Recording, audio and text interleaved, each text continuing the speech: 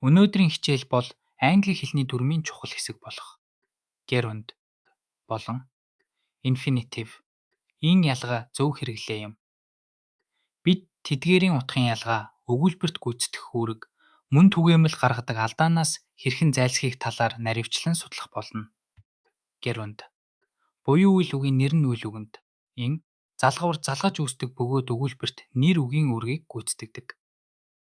Энэ нь үйлдэлийг нэр үг болгон хувиргаж, өгүүлбэрийн эзэн тусагдахун эсвэл өгтөр үгийн нэрлэх гишүүнээр орох боломжтой юм. Жишээ нь swimming. Энэ сэлэх гэсэн үйл үгнээс үүссэн боловч өгүүлбэрт сэлэлт гэсэн нэр үгийн утгатай болно. Infinitive буюу их үйл үг нь үйл үгийн үндсэн хэлбэр бөгөөд ихэвчлэн тоо өгтөр үгтэй хамт хэрэглэгддэг. Энэ нь зорилгох шалтгаан, үр дагавар эсвэл үйл үгийн хоёр дахь үйлдэлийг илэрхийлэхэд ашигладаг. Мөн өгүүлбэрт нэр үг, тэмдэг нэр эсвэл давир үгийн үүргийг гүйцэтгэж чаддаг.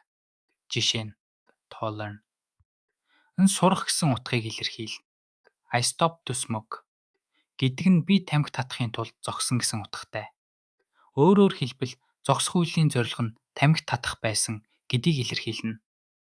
Харин I stopped smoking гэдэг нь би тамхи татахаа болсон гэсэн утгатай бөгөөд тамхи татах үйлийг бүрмсэн зогсоосон гэсэн санааг илэрхийлдэг. Энэ хоёр өгүүлбэрийн ялгаа нь үйллийн үргэлжлэл болон зорилгыг хэрхэн илэрхийлэхэд оршино. Зарим үйл үгсийг заавал gerund аар дагуулж хэрэглэдэг. Эдгээр үйл үгс нь тухайн үйлийг таашаах, дургүйцэх эсвэл үргэлжлүүлэх, зогсоох зэрэг санааг илэрхийлэхэд ихэвчлэн ашиглагддаг. Жишээлбэл finish, avoid гэх мэт үгсийг gerund аар дагуулдаг. Мөн зарим үйл үгсийг заавал infinitive ээр дагуулж хэрэглэх шаардлагатай байдаг. Эдгээр үйл үгс нь ихэвчлэн ирээдүйн үйлдэл, зорилго эсвэл хүсэлтийг илэрхийлэхэд ашиглагддаг. Жишээлбэл want, decide, promise гэх мэт үгсийг infinitive ээр дагуулдаг. Одоо жижиг дасгал ажил хийцгээе.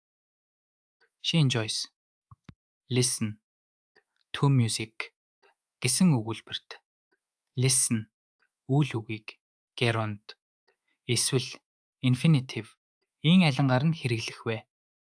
Зөв хариулт бол listening.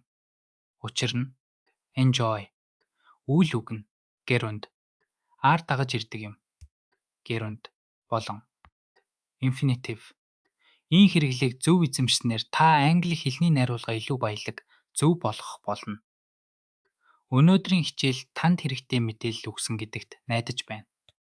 Дараагийн хичээлээр уулзцгаая. Баяртай.